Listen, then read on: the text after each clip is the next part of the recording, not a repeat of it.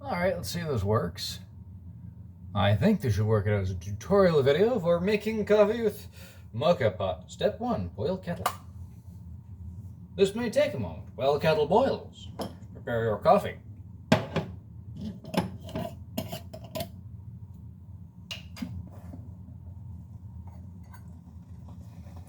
You're going to fill the funnel piece, this one here, with coffee. Takes a moment. Try not to spill. It's annoying.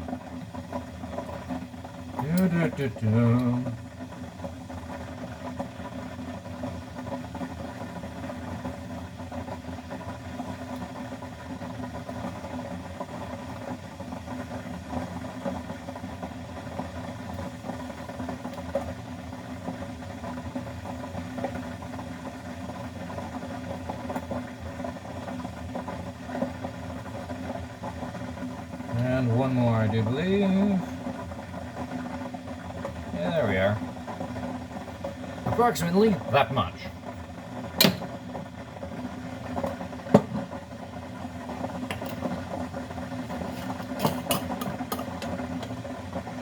Now the kettle is almost halfway to boiling, which means it's a good time to turn the burner on. Then there's some waiting. Now, if you're looking for something to set this down, mason jars tend to be about the right size. Into the place where you just stick it so that way you don't have to hang on to it. I'm not going to set it there because I don't want it getting warm.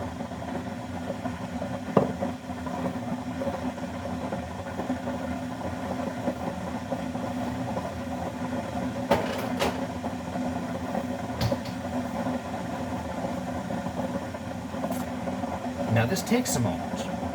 Theoretically, I should cut this video down. I said theoretically, I'm disinclined to do so.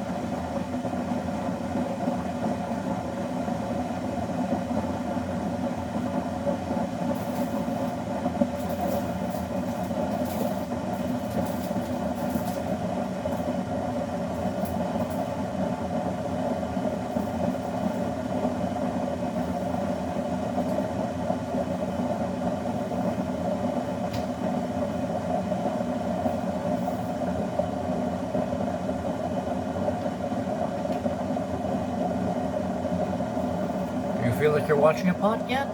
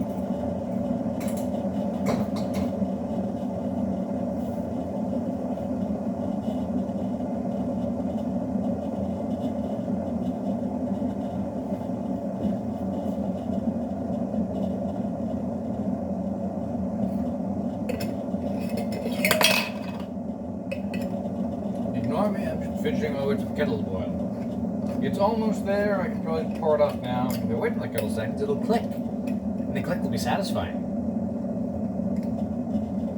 So I wait for the click.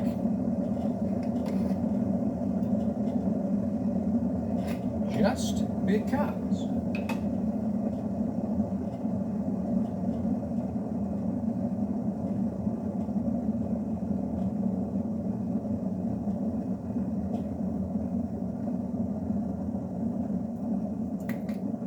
Now, admittedly, this is an optional step. It just makes life a little bit easier and a little more consistent. I have a spray bottle here. Whoop, there we are. Now we're in frame. Spray bottle here.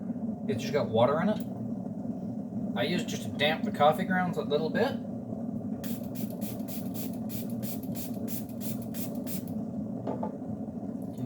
Just seeing there, it kind of looks like a dew on it. There we go, now it's clicked.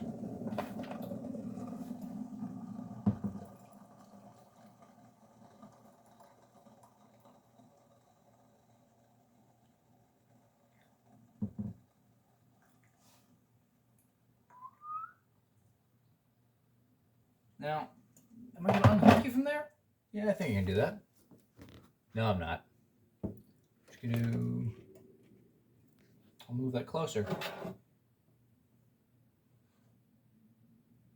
That's warm.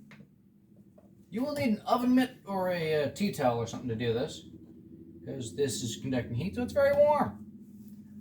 Now, I don't know how they can see in there, but you don't really need to. This little brass valve bit, that's your fill line. Do not cover that on the inside. Install your coffee. Install top. This is the other reason you'll need the oven mitt, because you can do this on the counter, and it's somewhat easier. Okay. You don't want to absolutely reef this down. You're going just till it's firm. Place on heat. Once you hear that sound, reduce to medium. Wait.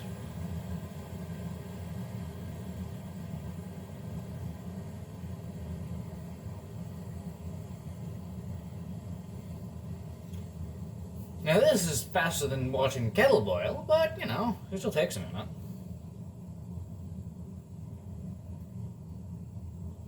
If you're watching in this little section here, you will see the coffee coming up.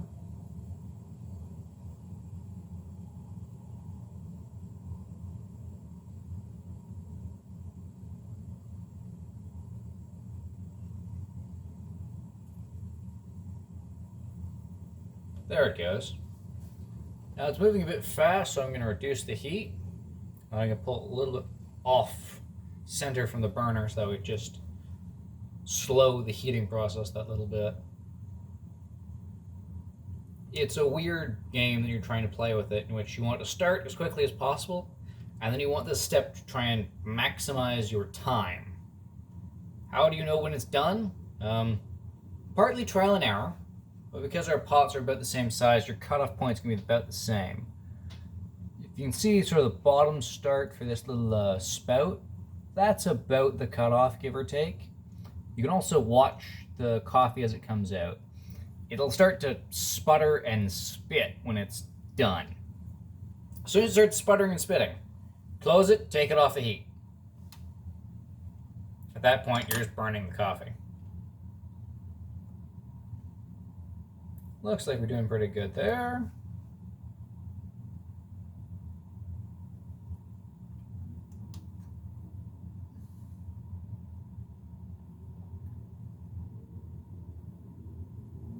Almost there. It starts to get frothier. You can see it's starting to do that, so it's starting to run close to its end, and my little fill line's also getting close there, so we know it's almost done. It's going to speed up dramatically, and then it'll be ready to spit if I let it go a little longer, but I'm not going to bother with that. I'm just going to close it, off the heat, rinse the bottom of the pot under cool water.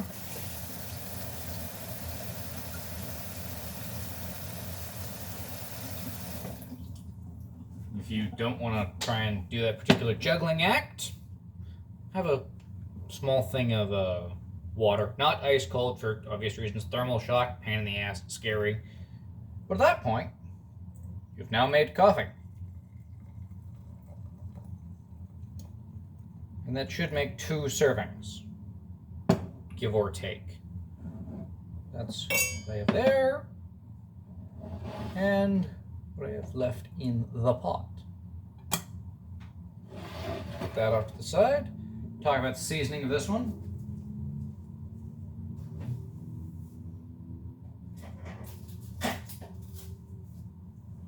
Generally speaking, between that much and about, whoop, whoop,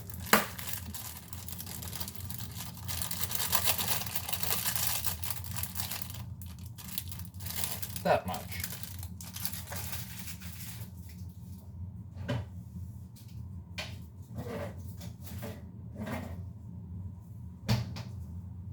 Stir vigorously.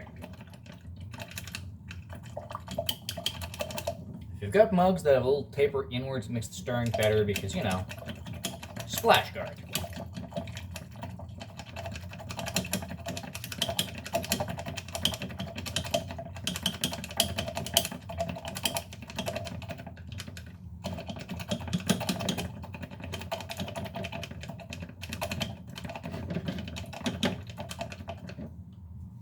Now, in regards to frothing your milk on the improvising, theoretically, if for ideal mix ratios, you want like 80 milliliters of milk.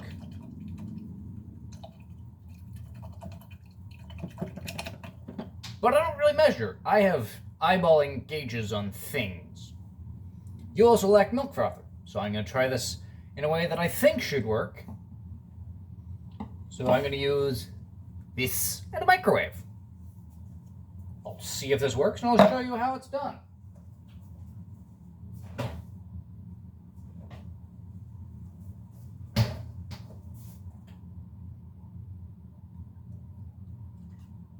Should probably be about that much milk.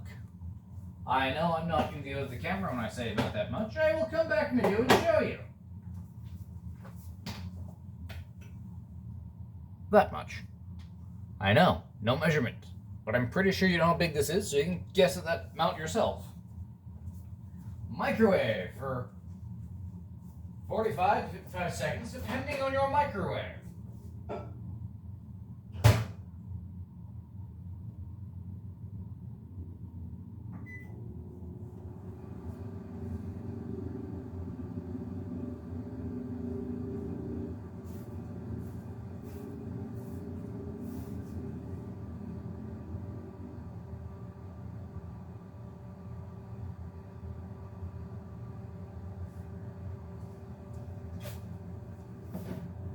Take a second, I'll look at that. Advantages to a glass container. You can see if your chocolate is sticking on the sides.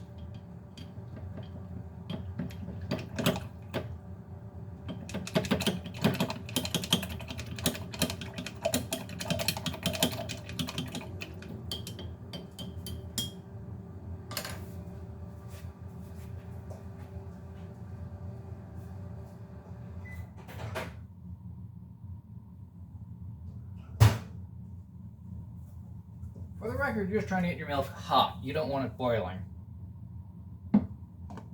Now, if you've done this correctly, you should be able to cap your Tupperware.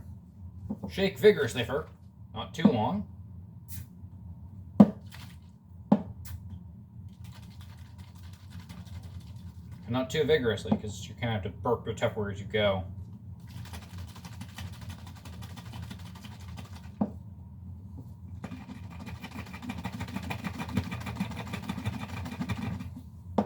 And kind of feel the lid to feel it sort of bulging and know if you have to burp it.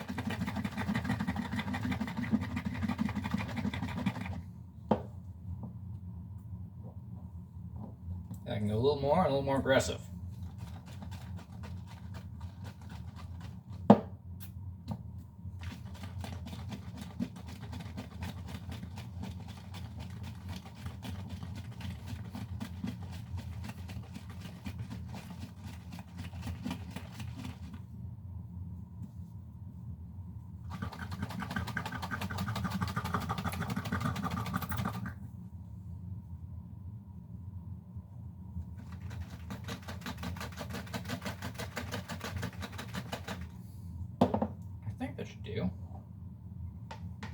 little light in the froth, but it's not bad.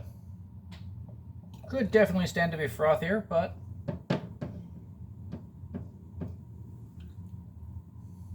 at least decent looking. Cheers.